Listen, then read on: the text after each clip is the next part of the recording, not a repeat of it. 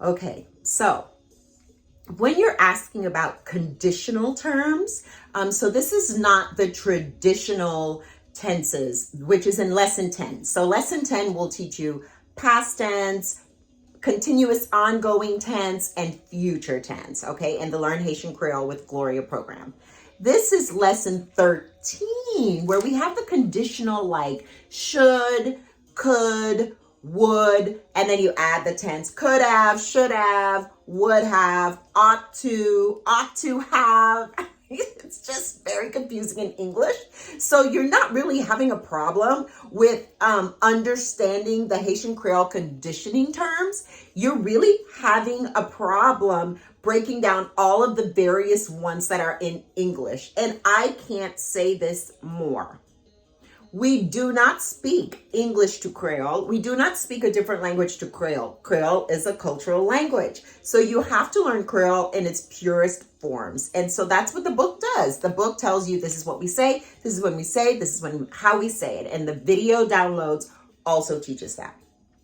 But the best way to learn it culturally, you have to add that third component. You have to be immersed. You have to watch videos, watch movies, use as many resources as possible, pull from as many resources as possible, and speak to a Haitian friend as often as possible. Okay, an authentic friend who isn't just trying to learn English, someone who isn't just trying to make money from teaching you, but who really wants to help you learn Creole. Okay, that's super important. So one of the things that I want to say is a question was asked in the Learn Haitian Creole group on Facebook. And this group is only for people who want to learn Creole. Not that you're Haitian, not that you go to Haiti a lot, you want to learn the language, okay? It's not just a fun group. You want to learn the language. So someone was saying like, when do I use ka and dwe and when do I use ta? Basically, don't get obsessed with, the conditionals in English, because even in English, I hear people use them interchangeably. People will say, I can do that, I should do that, I could do that, I ought to do that, when they're supposed to be using one of the other versions. We don't do that in Creole. We don't obsess over it or get frustrated or anything like that, okay? So basically, ka, K-A, it is just the abbreviation of capable, okay? And that means can.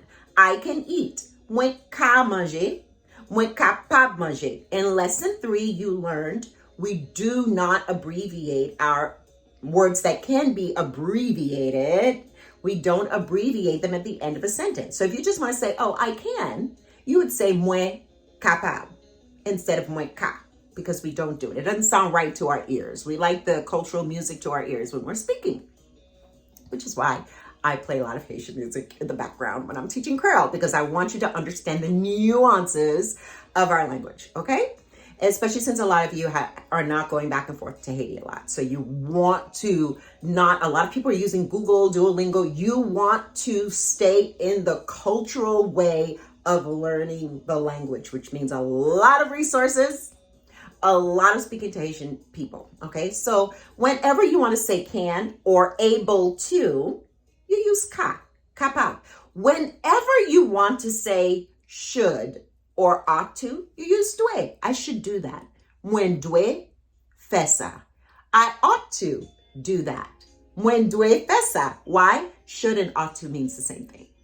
So when you're trying to process in English, when do I say like dwe for should or ought to? You always use dwe because it means the same thing for us culturally. Now, the other one that people are asking about was ta. Ta basically just means would. W-O-U-L-D. So anytime in English you would say, I would do that, you use ta. Mwen dwe fesa. I ought to do that. I should do that. Mwen ta fesa. I would do that. Now, if you want to know the tenses with that, go to lesson 10. My other thing is this. This is more an intermediate level. So if you're trying to tackle this and you really haven't been able to fully grasp lessons 1 to 10, you're going too fast. I want you to take your time and I want you to remember to learn it culturally.